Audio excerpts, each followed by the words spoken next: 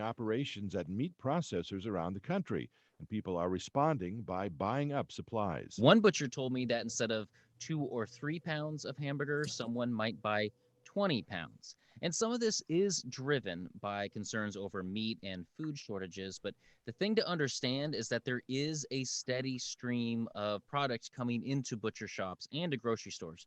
Oxley says a side effect is that fancier cuts of meat that would usually go to restaurants are instead available at local grocers.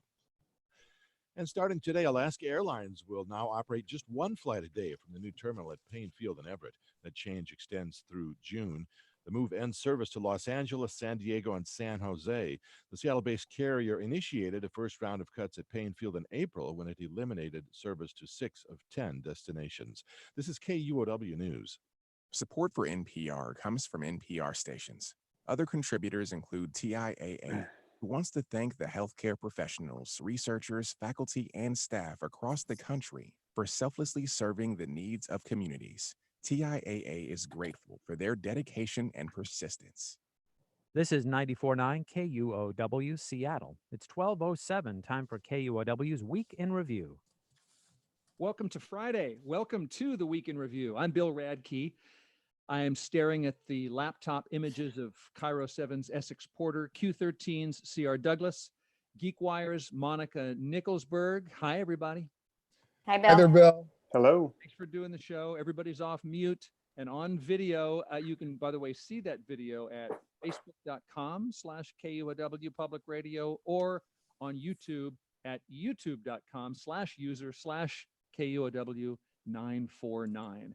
And I'll just tell you that if you want to judge C.R. Douglas by his bookshelf, you can do that. You might judge Monica's choice of houseplant, but good luck telling much about Essex Porter unless you know a lot about automobile interiors. Why are you in a car, Essex? I'm spending my time reporting from Olympia these days. That's where I am today. We stay close here for the governor's news conferences and other events in Olympia, but technology makes it possible for me to join you from my car. Lovely. You're on the scene. Olive oil could be poured at any time, as we will discuss later.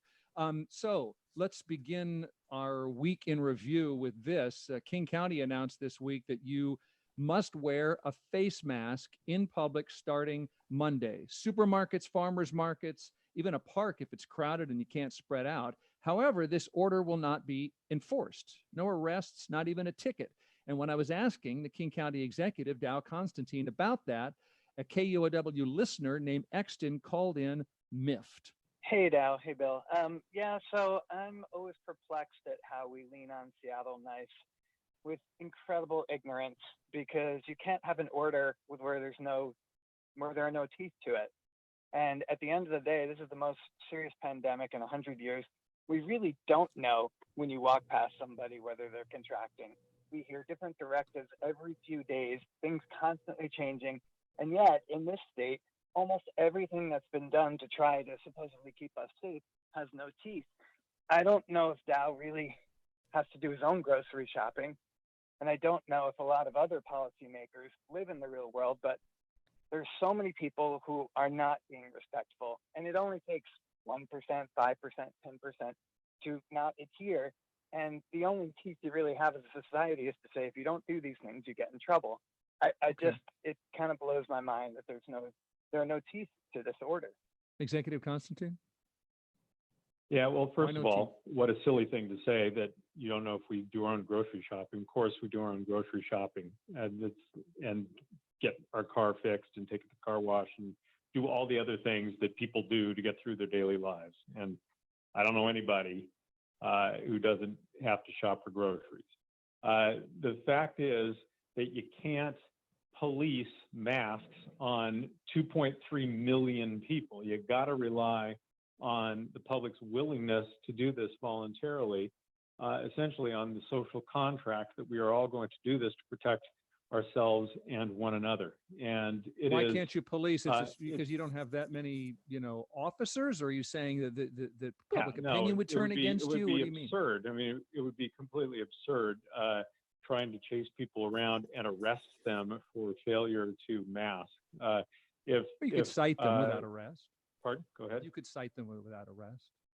You certainly could. And it would be a lot more social contacts with police officers. The fact is that people are going to need to do this and the other things voluntarily if we're going to be successful. And the constant reliance on some sort of strange punitive system to get people to do simple common sense things that are recommended by public health is just not feasible.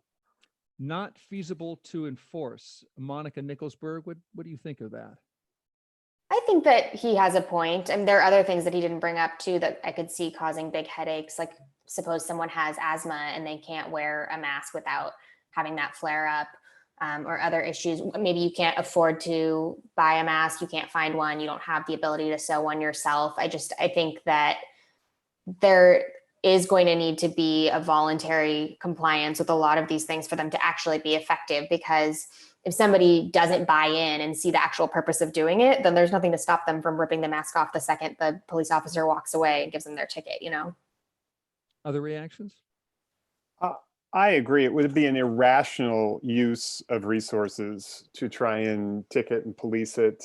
And you don't need to. There's a good study highlighted by the New Yorker this week that said if just 60% of people wore masks 60% of the time, you would lick the virus.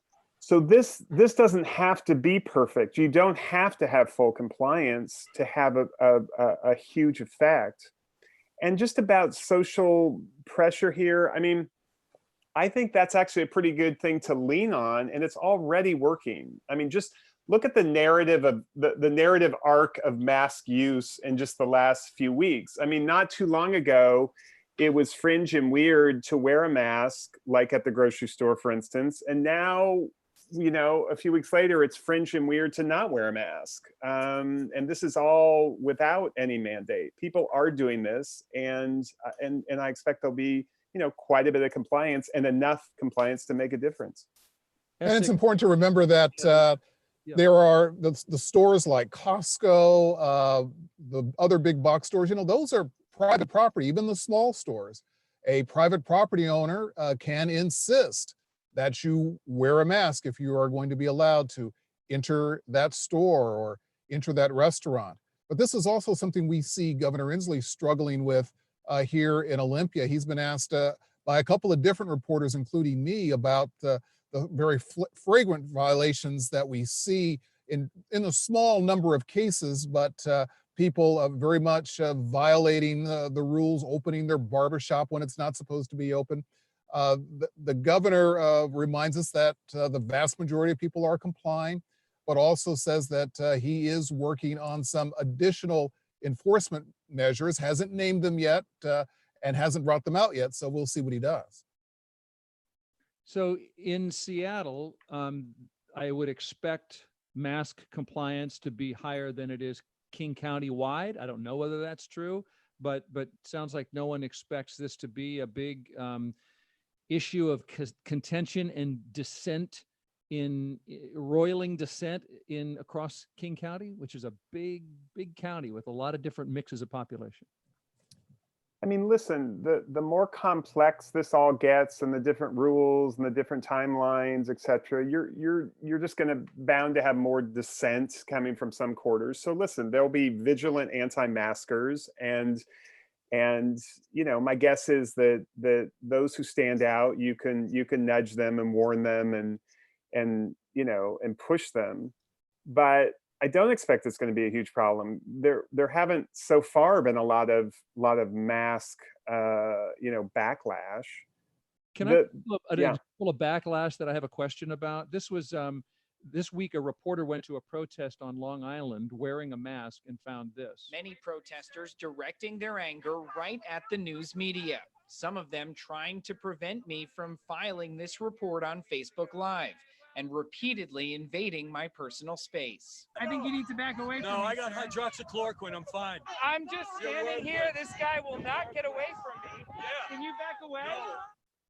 Essex, with masks mandatory in King County, do you know if it would be a crime to get next to me without wearing a mask? Is there anything I can do about somebody coming up on me if that upsets me? I don't know if it would be a crime. As we saw with some of the other orders, we were occasionally reminded that they are legally enforceable. The governor reminded us that on some of his. So it may be a crime, it may be a civil offense. It's not something that I've looked into. But if someone is actually sort of trying to assault you with the virus, that would be a crime. Yeah, I think there are examples of, with venereal diseases, sexually transmitted diseases. I mean, if you knowingly infect someone with different diseases, I think that is a crime. So my guess is that would fall in that category if it was extreme enough. Well, we're going to go into a phase 2 of our show and our lives in a moment. As a segue, I'm just noting, I'm curious if you have any reaction, but I used to resent the non-mask wearers more than I do now. I read an article about the psychology of this, and I can understand how some people see them as cowardly and sheep-like, and I don't feel that way, but I don't know. Does everything have to have a villain? I'm not demonizing as much as I used to. I'm trying to understand that to some people, this is super hard and threatening and it represents things to them that maybe it doesn't represent to me. And I don't think that's the end of the world. I mean, like I said, this doesn't have to be 100% compliance. As long as it's pretty good, a kind of healthy majority, you've done a lot of what you need to do. But it does show us just how tight our social contract truly is. Mm-hmm. The political divide in our nation and the many other things we are fighting about that tear apart the social fabric.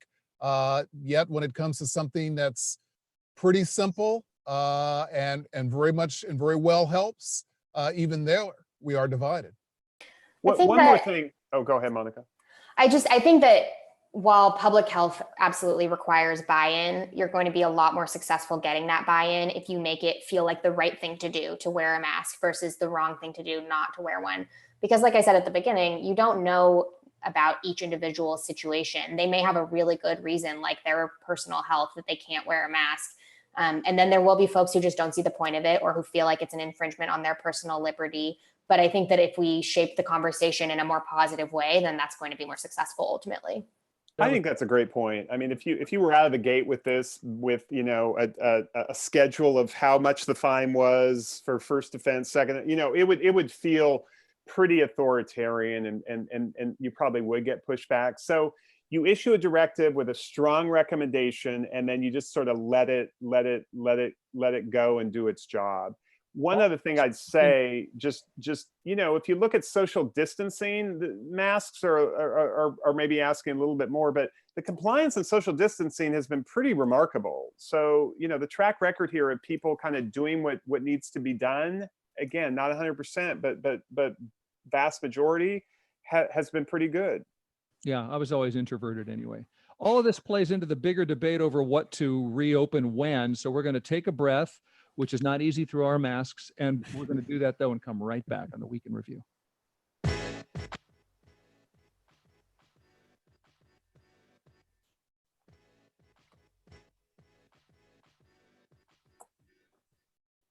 Back to the Week in Review. I'm Bill Radke with Monica Nickelsburg, Essex Porter, and C.R. Douglas. The Seattle area is still in phase 1 of Governor Inslee's reopening plan. Phase 2 could start here as early as June 1st. And in some rural counties, phase 2 has already begun. Essex, what does phase 2 basically mean? Can you hit some highlights?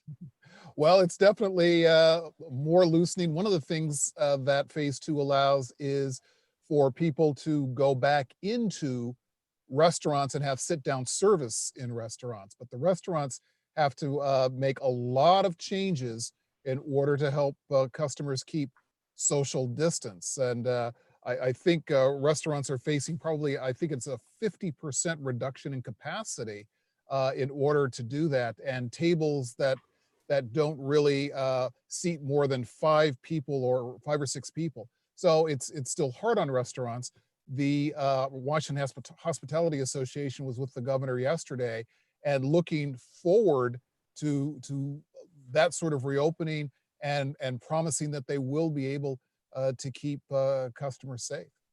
Yeah, I interviewed a Seattle a restaurant owner this week on Beacon Hill, Musong, and she said, no thanks. She's not planning to start dining. She's doing takeout, but imagine the costs involved and as you said, the reduced foot traffic, and she's not yet tempted into phase 2, even when she gets a chance. I would imagine all of you are reporting on versions of that, of businesses saying, you can let us reopen, but I don't know whether it's a good idea.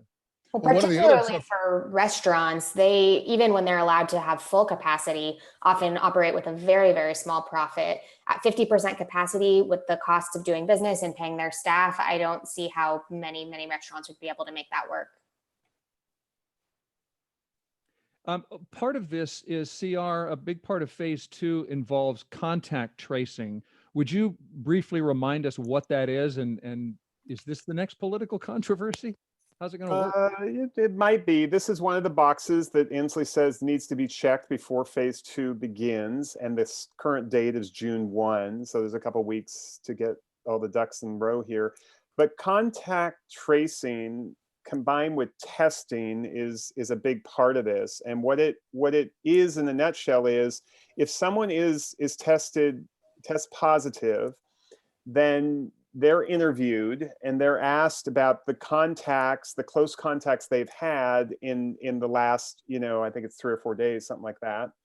And to the extent that they can remember, and to the extent that they have names and numbers, and then that contact tracer will then kind of go into investigation mode and, find the names and numbers of those people, call them and let them know they have been in contact or near someone who has tested positive. They will not give the name of that person who has tested positive, but will just say, you have been in contact and here's what we recommend, that, you get tested, you go into quarantine, et cetera, et cetera. So this has been used now in lots of places, actually for lots of diseases in the past, but never to this extent, where you try and kind of rein the spread in by letting people know who might have been infected, who may appreciate letting know, getting known, and then they can take their own action and then avoid, a second spread from them to the next person. That's in a nutshell what it is. We now have 1,400 people that are trained and ready to do this contact tracing, which was the goal for the governor, to staff up to that level. So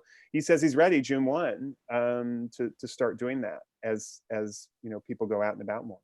And to add a bit to the contact tracing idea, mm-hmm.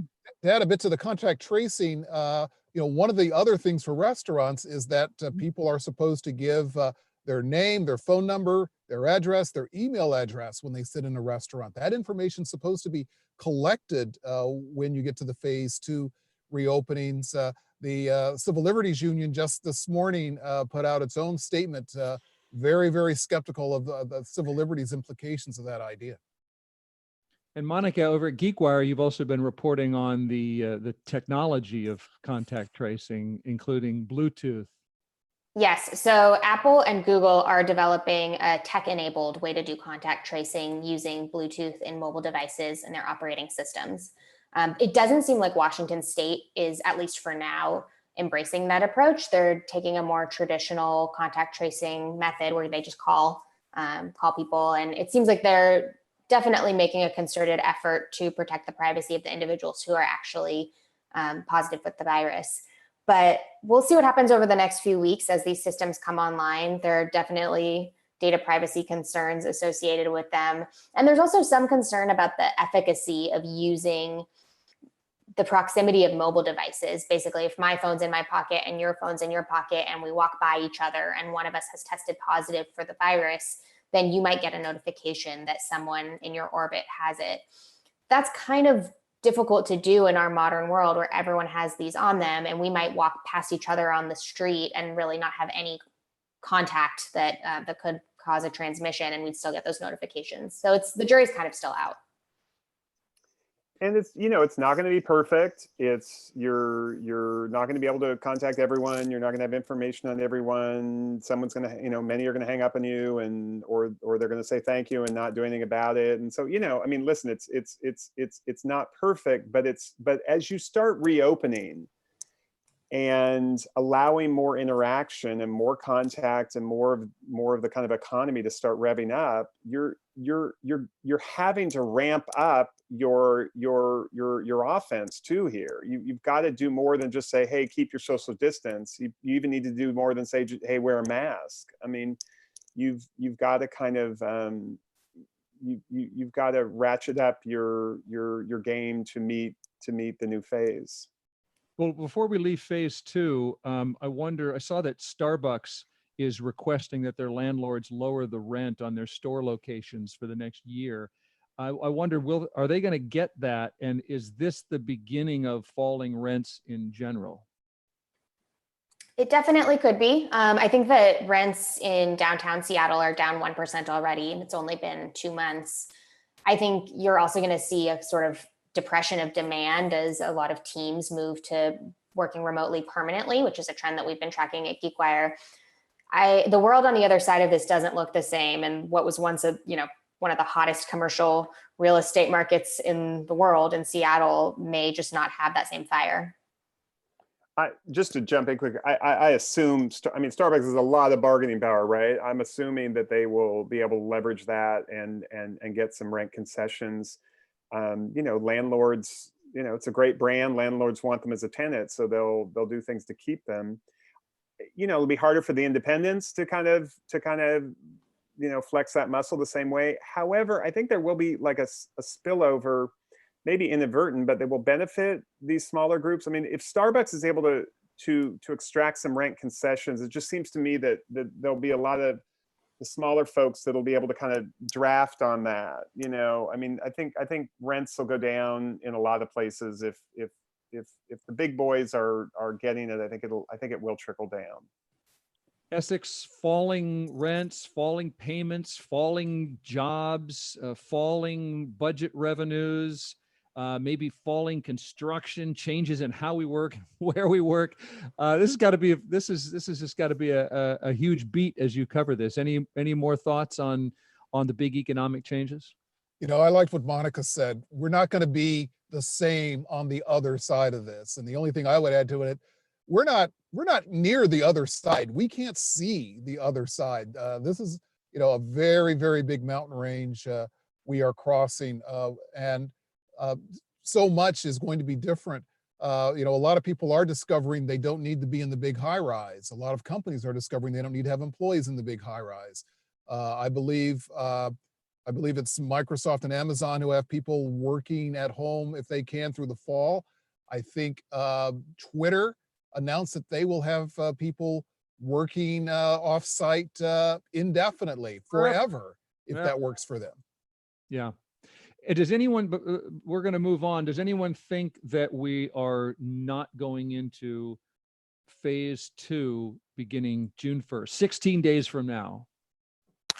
I wouldn't bet on being there June 1st, no. Really? I do think it's possible. I think on Thursday had our first day in King County with no new coronavirus deaths. The curve does seem to be flattening in the direction that we want, but yeah, it does seem very soon that a lot could be opened up. I guess I'm more optimistic, maybe, that phase 2 will happen on June 1. I think the wheels have been turning toward that date for a while now. Everyone's sort of targeting that. Retailers and others are hoping for it. So I think to pull back would be tough. I think the metrics that he laid out for what needs to happen before that have largely been checked, or will soon be, in terms of hospital capacity. There has been more testing, not enough, but more. We definitely have this tracing team up and running. The cases have kind of stabilized.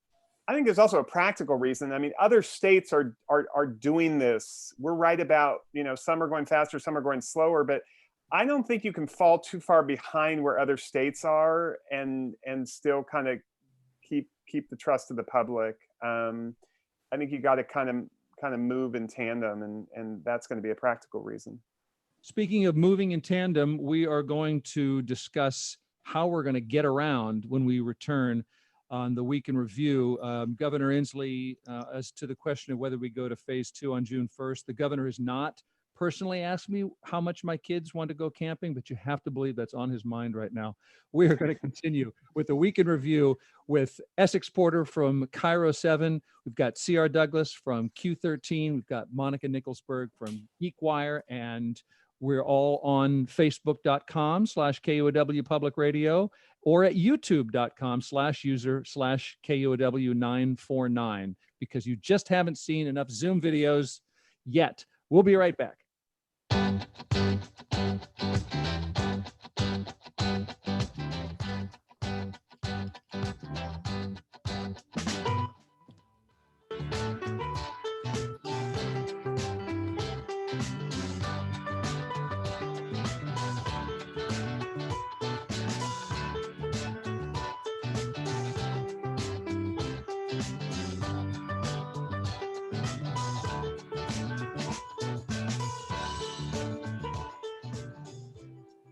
Support for KUOW comes from Seattle Cancer Care Alliance, whose providers are taking steps to keep patients and staff safe while continuing to deliver compassionate care. Learn more at seattlecca.org. 94.9 KUOW, Seattle's NPR news station. Sound stories, sound voices. 62 degrees in Seattle. Expect a sunny afternoon with a high of 67. It's 12:32, and we return to KUOW's Week in Review. This is Bill Radke. How are you moving around, if you're moving at all? Driving is easier because we're not supposed to drive. Public transit is hard if you want to keep your distance. Scooters aren't here yet. Bike share was a socially distant, eco-friendly option. Now they're gone. First OFO, then Lime. Now Jump has jumped. Monica, what happened to the bikes? Well, it does look very different walking around Seattle than it did a year ago when we had lots of colorful bikes everywhere. They're not gone for good. We're also in black and white now. Yes. The virus has cost us the ability to see color. Right, where everything's muted. It's like the beginning of the Claritin commercial. Right. But the bikes are not gone forever, or so we're told. So what happened over the past 2 weeks is Uber invested $170 million in Lime. And as part of that deal, Lime is taking over the Jump bike service that Uber owned. That's the red bikes that you see in Seattle. So they pulled them off the streets. They say just to rebrand them and deal with the transfer and that they're going to come back. But, you know, Lime's bikes have been gone since December when they pulled them off in anticipation of this scooter share pilot that everyone had a lot of energy behind before the pandemic struck. That was supposed to launch in the spring, which we're in now, but it's really unclear what the future of that is going to be at this point. Yeah. Any other thoughts on disappearing bikes? Remember when some people thought they couldn't disappear fast enough? And yeah, they were dropping them in lakes. Are overjoyed, exactly. They have been tossed in a lake, as it turned out. They got their wish. I would just say, you know, they are vulnerable to the same economics that all these businesses are vulnerable to, and maybe even more so, given that these bike share and even the ride share, none of those have really made a profit. I think Lime was like on the verge of it, but you know, companies that weren't making the profit, that were sort of on spec about how the future was just going to unfold completely in their favor. I mean, those have been the hardest businesses in this. Yeah, and Essex bike share was for some people a nice alternative to public transit, which is something some of us are avoiding. And we put a lot of investment in bike lanes. Do you have any thoughts about whether bikes/scooters are going to happen here? Well, you know, I have to wonder if scooters don't eventually happen. As I remember, the bike share business model wasn't really working as well, and the companies were going to scooters anyway. Mm-hmm. So, you know, when all this shakes out, scooters could still happen. The city of Seattle has great worries about scooters and the safety. I will tell you, I got to try one at one of their events, and I didn't have any practice with it, and they go pretty quickly. So you kind of have to worry about pedestrians, especially if scooters are on the sidewalk. But I think scooters are still out there more. I'm not as sure about bikes. Yeah. The economics of both scooter and bike share have been really tricky to puzzle out for these companies. And this is a challenge, I think, unique to the technology industry right now, is because of how much venture capital cash there was available for a long time in the good times, a lot of companies without a really clear path to profitability were still able to get off the ground and really impact our world. And those companies, like you said, Bill, are now facing a really tricky future because venture capital cash is going to get a lot more conservative. And instead of focusing on using that money to just grow and elbow out competitors, now they're looking at just trying to survive this. Speaking of getting around, I didn't go to Bakery Nouveau in West Seattle for Mother's Day this year because there's no West Seattle Bridge. And apparently I don't love my wife enough to take First Avenue South. But CR, what is the latest with the West Seattle Bridge? Well, I would say the news keeps getting worse, meaning the prospects of it reopening feel less and less over time.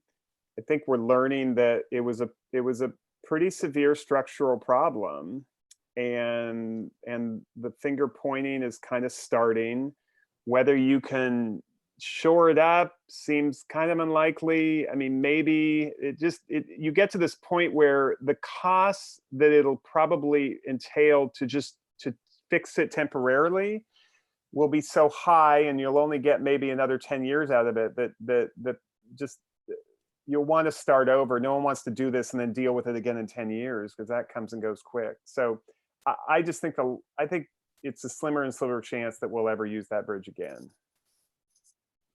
Any other West Seattle Bridge observations? This, imagine if there were no pandemic, this would be the daily story, the lead story many days, trying to deal with a bridge that has failed so spectacularly that affects such a big community.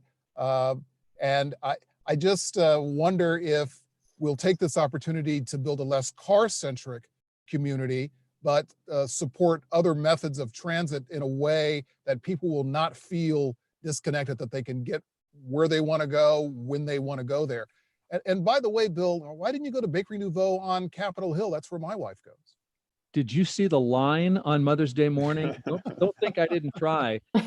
It was down the block.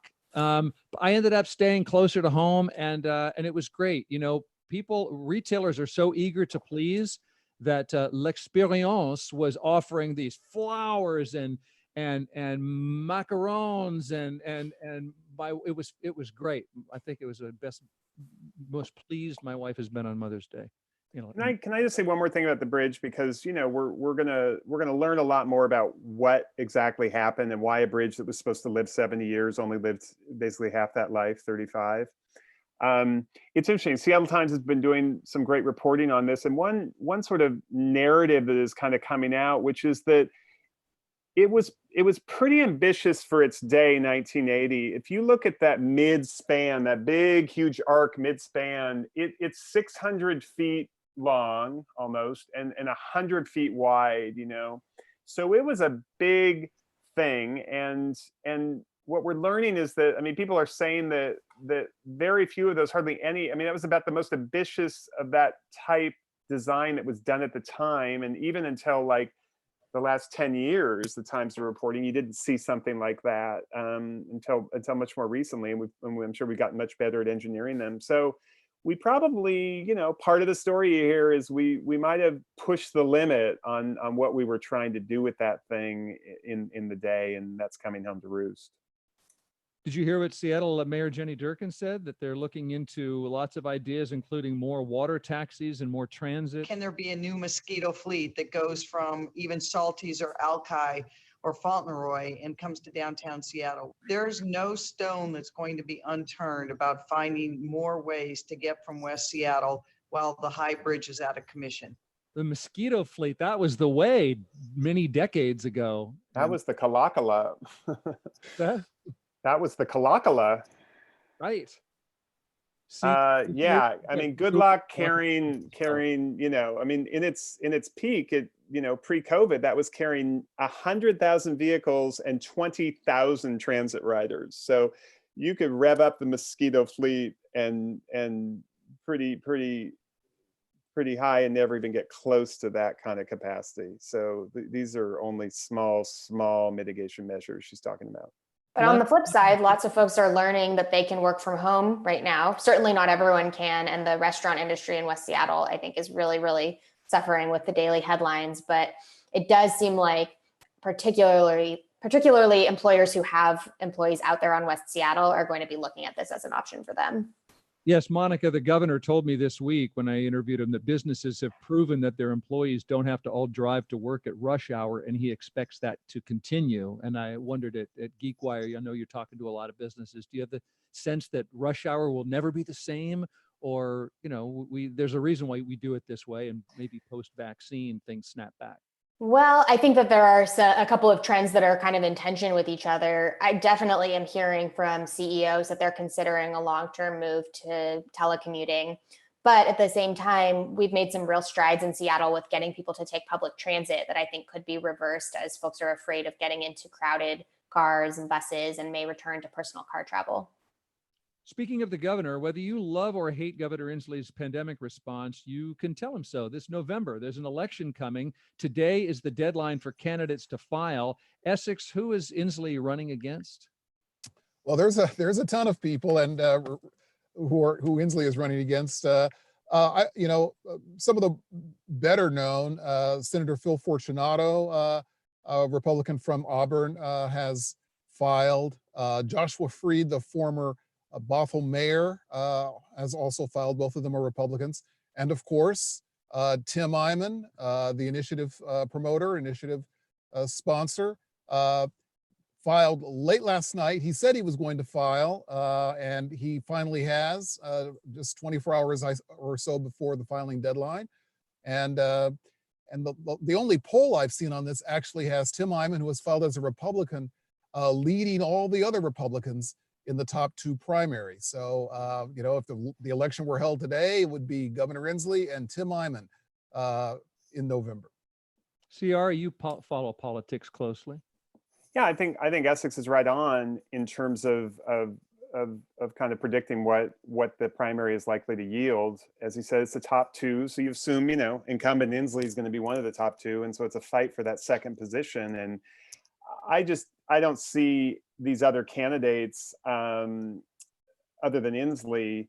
Other than Eyman, the Republican candidates. I don't see any being able to kind of get past Eyman to that number two position. I think Eyman has such name recognition and such a following and such a history, over 20-year history running politics statewide. He's got lists, he's got donors. So, he's a damaged, controversial brand in a lot of ways, but I just think his name recognition, I don't see anyone beating him in that second position, just given where he stands. And listen, we got less than 2 months before, I guess, ballots start going out, or just a few months. And we should remind people of the damage that Eyman has. I mean, the Attorney General's office has a huge lawsuit against him for campaign finance violations. Eyman's already had to pay hundreds and hundreds of thousands of dollars for contempt of court. And that's even before this lawsuit against him is settled, which could lead to him losing his ability to actually run another initiative campaign. So we don't often talk about the Eyman's legal troubles, but they are huge.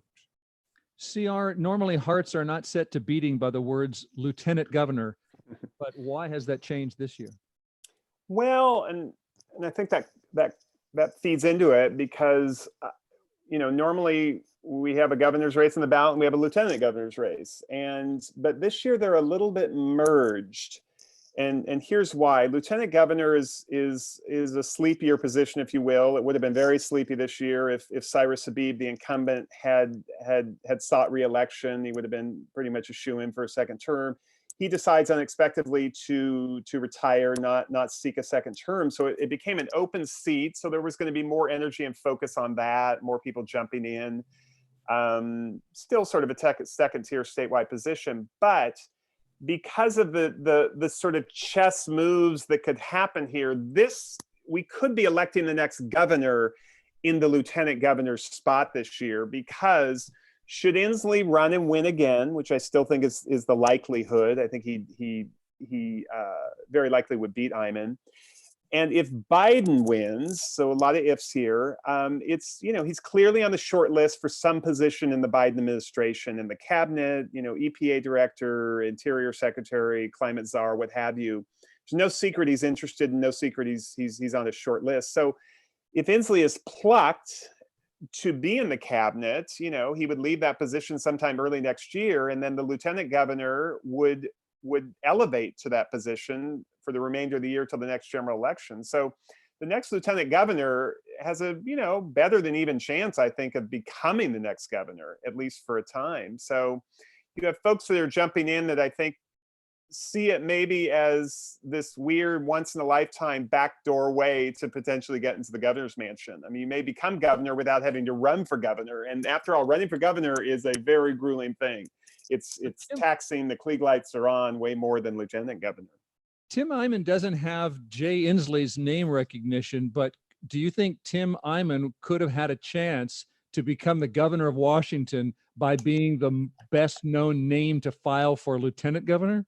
That's a great point. I actually think that would have been a very, very interesting and savvy move by Tim Eyman, because that's a race he's very damaged, as Essex said, and it's also it's just tough in a blue state like Washington to win as a Republican. It's getting tougher. It's going to be even more tough because Trump is on the top of the ballot, and that's an unpopular brand in Washington. So a lot of things make it hard for a Republican in Washington, but he would have a fighting chance, I think, at lieutenant governor. And what a weird scenario that would be.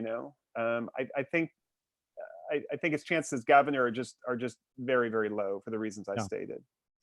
The back door to the governor's seat feels very House of Cards, but I kind of wonder what role the coronavirus crisis would have on that scenario, because Inslee is right now facing the most important, biggest challenge, biggest opportunity of his political career. And if he's offered a seat in the White House, I mean, given his ambition, I agree it's hard to see him turning that down, but he's also playing a really critical role here in Washington. And I could see him wanting to maintain the continuity of that. Like, it's kind of FDR running for a third term during World War II. That's a certain kind of person, though, who wants to govern a state in the Great Recession / Depression that we're seeing. Yeah, and let's just be clear. I mean, I take Monica's point, but the sort of flip side of that is you are going to see one of the most difficult budget disasters come next year and for several years. And this is going to kind of be a la the financial crisis. I remember covering Gregoire. Essex was down there, of course, too. And, I mean, it was painful to watch her just cut. I mean, for budget after budget after budget, when revenues were so down, and you're cutting programs that you spent the first term building and creating. So that's what's in store for Inslee or anyone in the next several years, is you're just going to cut back, in his case, everything he had pushed for and wanted. If he stays in this job, I'm not sure he even would want it another 4 years, though he is running for it. Okay, when we come back, we're going to find some silver linings, even if we have to squint, when we come back with Geekwire's Monica Nickelsburg, Q13's C.R. Douglas, Kiro-7's Essex Porter. The Week in Review rolls on.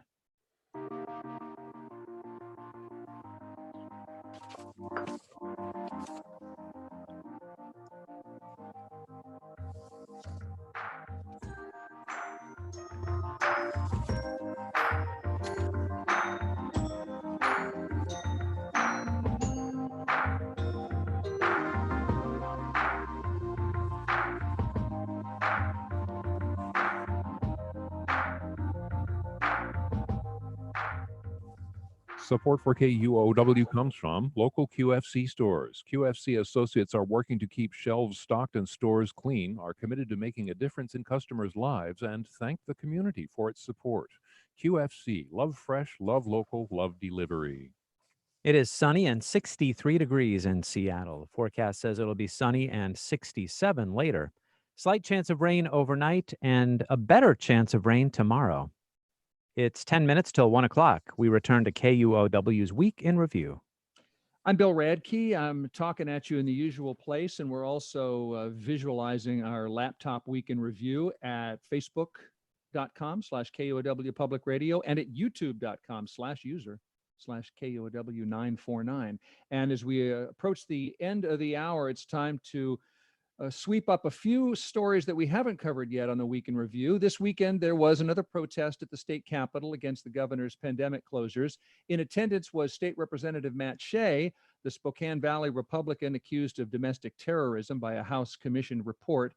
At the demonstration, some people calling themselves Satanists held a ceremony on the steps in front of a sign that said, "Satan has no rights." After which, Representative Shea walked up and poured olive oil on the steps. He later wrote on Facebook, "Satanists showed up to perform some sort of ritual. We prayed, claimed, and cleaned the ground."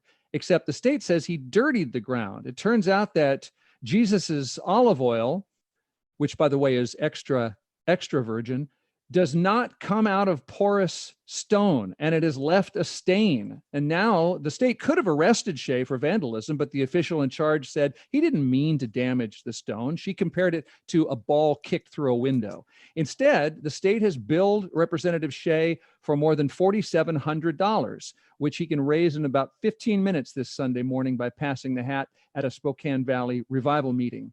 Soon, there will be private school field trips to Olympia to view the relic of the olive oil, like the Shroud of Turin or the crack in the Liberty Bell. These are the times in which we live. One more thing, I was looking all this up on the internet, and I was Googling the phrase olive oil in the Bible because I wanted to know what the significance was. I got as far as the letter B in Bible, and the search box filled in olive oil in the belly button.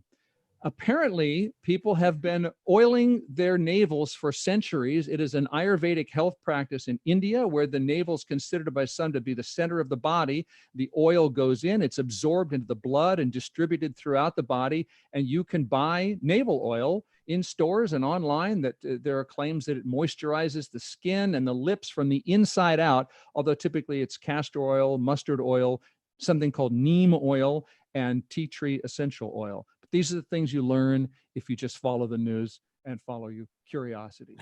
Anything else that we haven't covered? Maybe something that made you smile this week, team?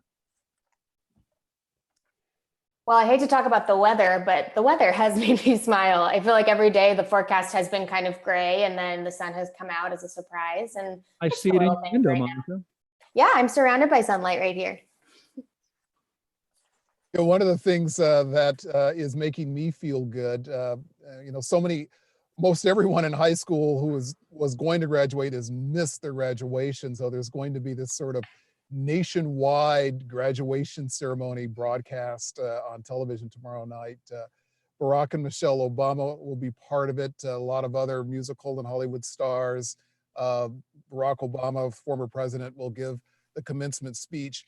And the thing that really makes me smile about this is it will be broadcast as well as live streamed, and even Fox is going to broadcast it. Is that right? Okay, that bridging the divide. I will take any little thing I can get, Essex. I did not know that. Well, let me go from something very big and grand to something very, very, very small that is making me happy, which are mangoes. I have been enjoying mangoes immensely these last few days. I hadn't had one for quite a while, and then I was at the store and I thought, it's time for mango. And oh my God, what a delicious treat. I am slicing them up every morning in my oatmeal. I even sliced them up and just ate them out of the bowl last night before I went to bed. I mean, it's a small, wonderful little pleasure. I'm deriving a lot from it. So, the little things, Bill. Do you ever eat a mango with a little bit of lime juice and chili pepper and salt? There's my next recipe. Thank you. Delicious. You get it on the street in Los Angeles in Echo Park. You'll get it with the chili. Have you had mango with cream? I highly recommend it. So lime sauce and chili pepper, and then cream now. So you're like an actual half and half. Do you mean? Well, yeah. I mean, I was thinking it was two separate dishes. Although I see. Like sort of like cereal. You just put it in like Like, Yeah, Chinese Okay. restaurants, you get versions of mango and cream. I think I like my I think I kind of like my mango straight. I'm realizing. Fair enough. No offense. I mean, I'll try it, but I invite everyone. I invite the wonderful colleagues I'm looking at here in my Zoom, the three of you, but I invite the listeners. You know, let's have a mango, you know, bacchanal. Let's all have fun with with mangoes. They're With proper great, social distancing. With proper social distancing, yeah, it's going to be, you know, we're going to be at home with our bacchanals, but enjoy them together apart. Yeah, together apart. Amen. It's also a sensual pleasure of with the mango, you remove the stone and then you go into the flesh with a little sharp knife and you cut a grid effect, and then when you turn the mango inside out, you get the mango pieces coming out at you like some kind of flower. Do you know what I'm talking about? I know exactly what you're talking about. And actually, there's another way I looked online, because they're tricky to cut, let's be clear. They are. But there's a way that you cut it in half and then you put it, look online, but you put it on the rim of a glass, and it's sort of like scooping out a whole avocado. Like you can scoop out the whole half of the mangoes. That's another way to get it off the skin. So, you know, people were asking me going into the show, how much are you going to discuss mangoes during the weekend review? yeah. I actually came in light on that. I was kind of under. My prediction was low, as it turned out. Yeah. Well, we went hard on mangoes. We were kind of all in, and just to be clear, no one is being paid by the Mango Association of America or anything. This is just this is a pure love of the fruit. No consideration has changed hands. Right. Here's something else I saw back in mid-February, before we all knew that we would be stuck inside. Some Seattlites were looking outside and seeing too many trees being cut down by developers. And you may remember a Seattle musician named Suzanne Grant crystallized this distress by singing in the city council chambers. Such a lack of life and sound. All that's left is bare, muddy ground. A magnificent tree was murdered. The mighty dollar cut it down. There's a hole in the sky where the tree once was. Somebody's making money. Stand up. There's a hole in the sky where the tree once was. Somebody's making money. Laws protect. Now, Suzanne Grant has released a new version of her song, fleshed out, not to go back to mangoes, but I'm just saying a fleshed out video, a YouTube version of her song. And she's released it with the website and everything, hoping that while we are imagining our city reshaped by the pandemic, she's hoping we will not forget a part of Seattle that will outlive the virus and honestly outlive us all. Laws protect exceptional trees, but the city grants exemptions to these. Instead, they reward the developer's greed and sanction the murderer's deeds. Yeah, with the guitar solo and all, that's the week in review. Q13 reporter C.R. Douglas, Kiro-7 reporter Essex Porter, Geekwire civic editor Monica Nickelsburg. I wish I could see you guys in person. I still love seeing you even on the laptop. Thank you so much for doing the show, everybody. Thank you. Glad to be here. Thank you. Essex can just drive away now. He's already in his thanks for joining us on Facebook and on YouTube as well. The show is produced by Sarah Leibovitz, streaming by Juan Pablo Chiquiza and Teo Popescu. And I'm glad you listened this week and every week, and I hope you'll join me again for the record starting on Monday.